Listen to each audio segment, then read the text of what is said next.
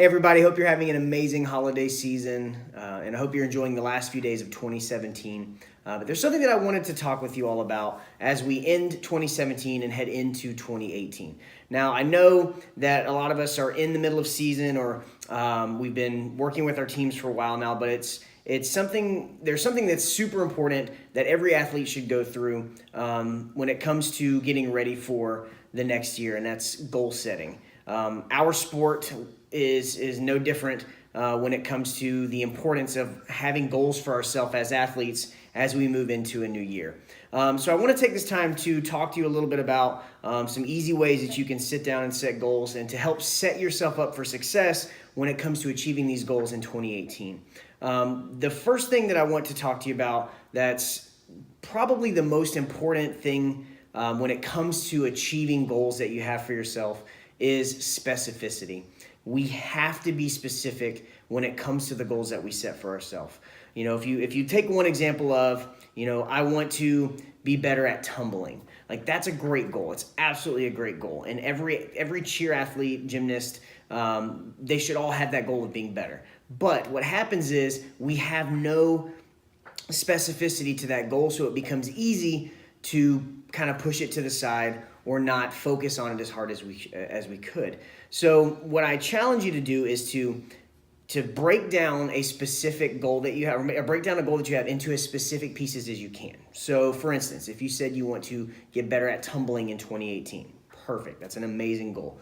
Let's break it down to skill-wise. What skill do you want to have, right? Do you want to have a back handspring by the end of 2018? Do you want to have a round-off back handspring? Or if you're further along, do you want to have your standing full? Do you want to have running fulls? So first of all, pick a specific goal for what you want to do. Pick a specific skill. Then let's pick a time frame that we want to have it by. Let's say you have back walkovers, you're working on back handsprings. Let's say that you want to set a goal of, I want to have a back handspring by March, right? Or June or August or whatever the case may be. So next is to set a specific time frame that you want to have that goal by. Having that deadline will keep you really grounded as to where you're at, and will also push you to want to work harder to achieve that goal. And lastly, the way that we can really break it down into the specific parts is laying out a plan for how we actually achieve that goal. So let's say if we wanted to have our back handspring by June of this coming year, we'd want to make sure that we have a plan for each month, each like a deadline, so to say, or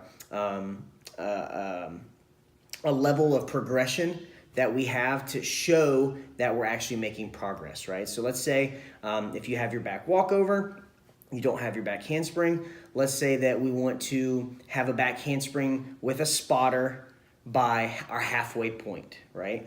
And then, again, laying out our progressions.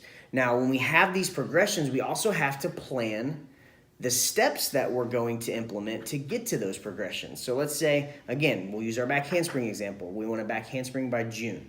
So we not only need to have the progression that we want to make, but we also need to have the steps that we're going to take. So let's say you're taking a general tumbling class maybe once a week or twice a week. So let's say maybe we want to add in one private lesson every other week, or one private lesson each week.